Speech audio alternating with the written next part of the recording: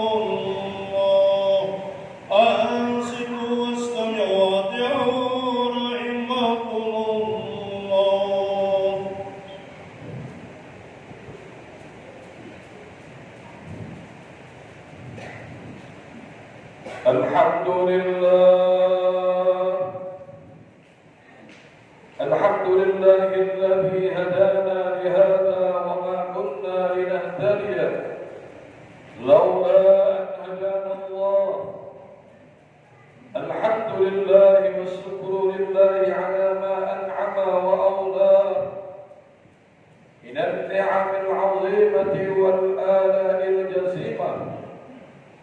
أشهد أن لا إله إلا الله وحده لا شريك له، وأشهد أن سيدنا ونبينا محمدا عبده ورسوله لا نبي بعده.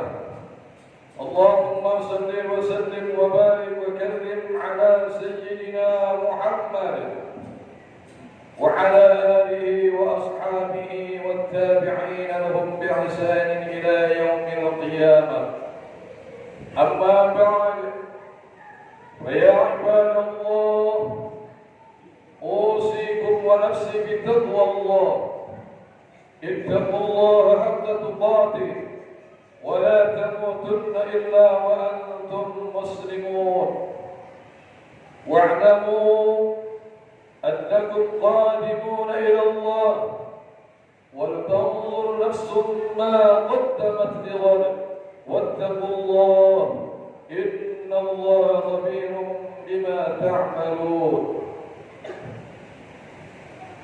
معاشر المسلمين, jamaah Jumat rahimakumullah, marilah senantiasa selalu kita tanamkan dalam diri kita, yaitu selalu ada mempunyai perasaan ingin menjadi orang-orang yang terbaik di hadapan Allah Subhanahu wa Ta'ala. Ialah orang-orang yang senang, yang gemar berbuat kebaikan dan kebajikan terus-menerus. Kehidupan kita senantiasa berlandaskan dengan perintah-perintah Allah, menjalankan segala perintah-perintah Allah, menjauhi segala larangan-larangan Allah Subhanahu wa Ta'ala. Dalam arti kata, kita menjadi orang-orang yang senantiasa bertakwa kepada Allah Subhanahu wa Ta'ala, dimanapun, kapanpun, dalam keadaan bagaimanapun, senantiasa kita selalu taat kepada Allah Subhanahu wa Ta'ala. Ma'asyiral muslimin, jamaah Jumat rahimakumullah, oleh karena itu mari kita tingkatkan selalu ketakwaan kita kepada Allah Subhanahu wa Ta'ala, yaitu senantiasa menjalankan segala perintah dan menjauhi segala larangan-larangannya. Karena tidak ada keuntungan yang lebih besar melebihi ketaatan kepada Allah, dan tidak ada kerugian yang lebih besar melebihi bermaksiat kepada Allah Subhanahu wa Ta'ala. Ma'asyiral muslimin, jamaah Jumat rahimakumullah, marilah juga kita bersyukur kepada Allah dengan sepenuh syukur dari lubuk hati kita yang dalam atas karunia yang besar yang Allah berikan kepada kita, yaitu karunia iman dan Islam. Di mana dengan karunia iman dan Islam inilah kehidupan kita akan menjadi sangat indah. Kehidupan kita untuk menunggu panggilan ke surganya Allah Subhanahu wa Ta'ala.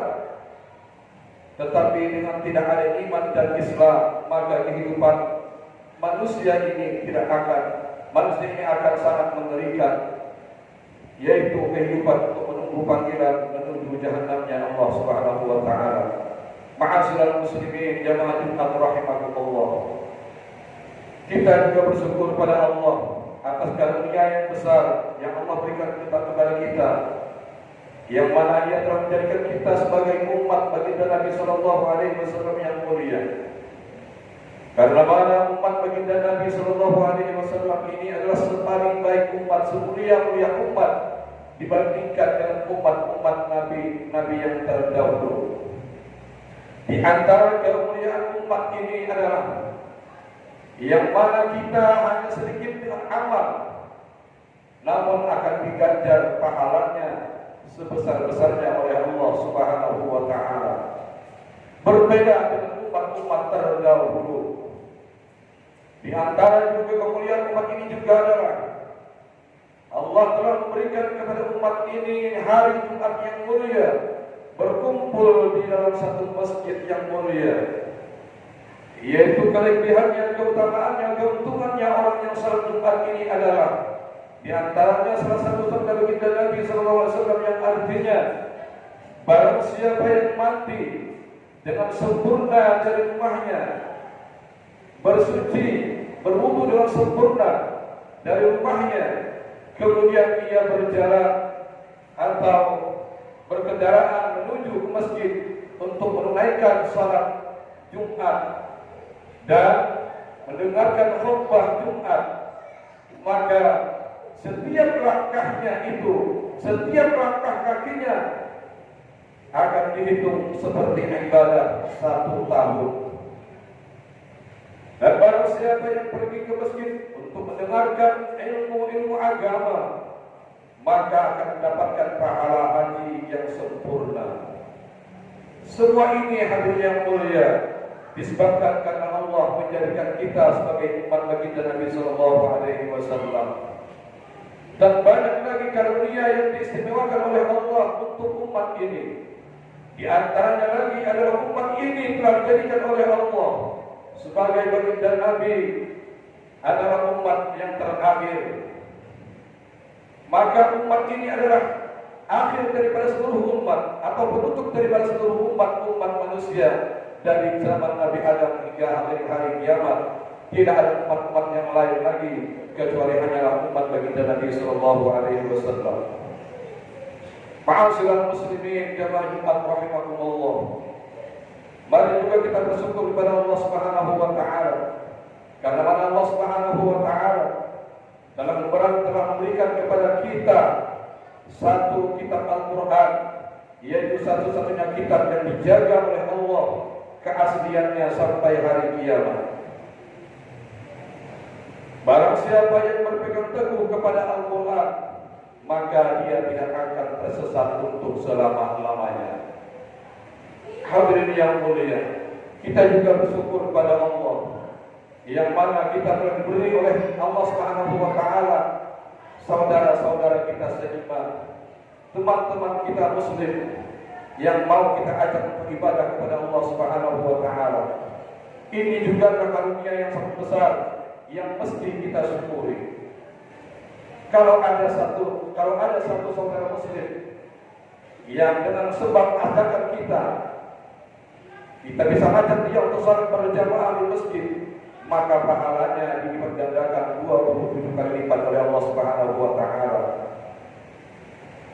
Man dalla ala khairin falahu mislu ajri fa'ilihi.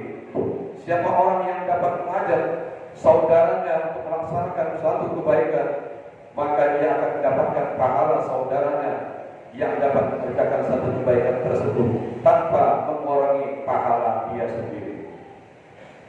Hadirin yang mulia, maka kita perlu memandang saudara-saudara muslim kita ini dengan penuh syukur, dengan penuh rasa kasih sayang, sehingga Allah akan menambahkan kepada kita saudara-saudara kita lagi, teman-teman kita lagi, untuk dapat mengamalkan agamanya Allah Subhanahu wa taala. Hadirin yang mulia, kita juga bersyukur pada Allah Subhanahu wa taala yang mana Allah Subhanahu wa taala masih berikan kepada kita umur, yang mana umur ini adalah perkara yang mahal. 1 detik atau 1 menit bila kita gunakan untuk taat kepada Allah Subhanahu wa taala, maka hasilnya adalah kebahagiaan, kesenangan, kegembiraan yang kekal abadi. Tetapi sebaliknya, bila umur kita digunakan untuk maksiat kepada Allah, resikonya juga panjang, yaitu selama-lamanya. Karena memang manusia ini diciptakan oleh Allah Subhanahu wa taala untuk kehidupan yang selama-lamanya. Maka keburukannya, orang yang menyesali, orang-orang yang menyia-nyiakan umurnya, keburukannya akan menyusahkan dia untuk selama-lamanya. Kecuali apabila dia bertaubat dan yang berguna Allah Subhanahu wa taala. Hadirin yang mulia, begitu juga kebaikan, hasilnya pun akan selama-lamanya. Maka semestinya kita dapat menghargai nikmat umur yang Allah berikan kepada kita. Jangan ada nafas yang keluar atau masuk dari hidung kita dari paru-paru kita tanpa mengingat kepada Allah, tanpa berzikir kepada Allah, tanpa melakukan Allah Subhanahu wa taala, tanpa taat kepada Allah Subhanahu wa taala, tanpa berpikir bagaimana umur kita ini bisa untuk membangun akhirat kita yang kekal lagi abadi untuk selama-lamanya. Ad-dunya khuliqat lakum wa antum khuliqtum lil akhirah. Dunia ini diciptakan oleh Allah Subhanahu wa taala untuk keperluan kita, untuk menunjang ibadah kita, untuk menyembah pada Allah Subhanahu wa taala. Namun wa antum khuliqtum lil akhirah. Kita diciptakan untuk menyiapkan bekal menuju negeri akhirat kita yang selama-lamanya. Ma'asyiral muslimin, jamaah Jumat rahimakumullah. Hari ini banyak orang yang bergembira karena bertambahnya harta, bertambah sawahnya, ladangnya, kebunnya, bertambah rumahnya, naik pangkat dan jabatannya, tanpa dia sadari apa gunanya tambahannya harta kalau senantiasa umurnya tambah berkurang. Apa gunanya sawah dan ladang kalau kematian sudah menjemput kita? Maka hadirin, tidak ada yang bisa kita banggakan di dunia ini kecuali hanya berbuat ketaatan kepada Allah Subhanahu wa taala.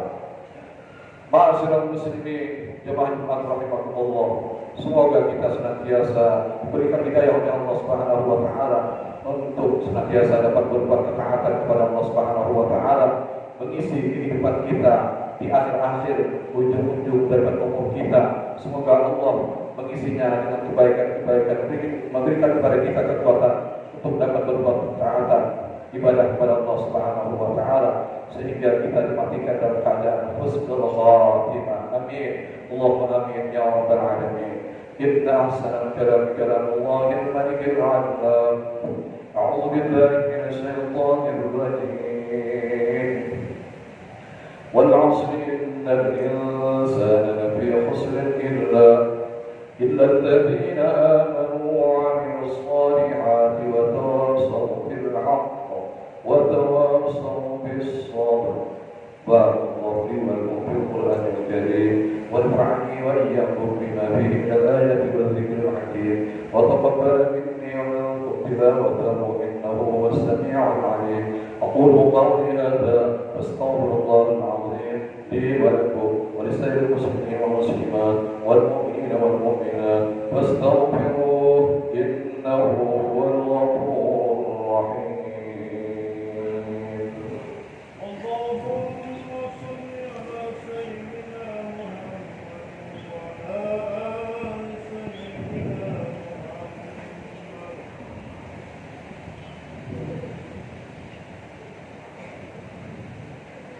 الحمد لله نحمده ونستعينه ونستغفره ونؤمن به ونتوكل عليه. نعوذ بالله من شرور أنفسنا ومن سيئات أعمالنا. من يهد الله فلا مضل له ومن يضلل فلا هادي له. أشهد أن لا إله إلا الله وحده لا شريك له وأشهد أن سيدنا ونبينا محمدا عبده ورسوله لا نبي بعده. اللهم صل وسلم وبارك وكرم على سيدنا محمد وعلى آله وأصحابه أجمعين. أما بعد، فيا عباد الله، أوصيكم ونفسي بتقوى الله.